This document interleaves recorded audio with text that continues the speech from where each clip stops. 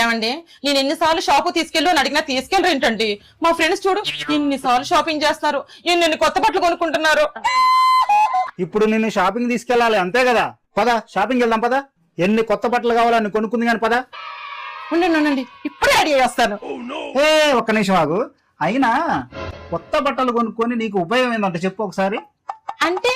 అంటే నీ ఫ్రెండ్స్ అయితే కొత్త బట్టలు వేసుకుంటే గానీ అందంగా ఉండరే. నీకు అంత అవసరం ఏముంది చెప్పు?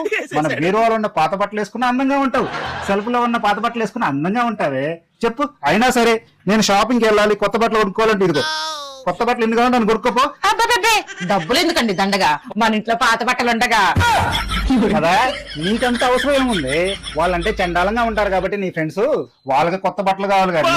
సరేనండి, సంవత్సరం వరకు నాకు కొత్త బట్టలు వద్దండి. సరేనా, నేను అడగను. ఇంట్లో ఉన్న పాత బట్టలు వేసుకుంటారండి. Super super. నువ్వు సామాన్యుడు కాదురా.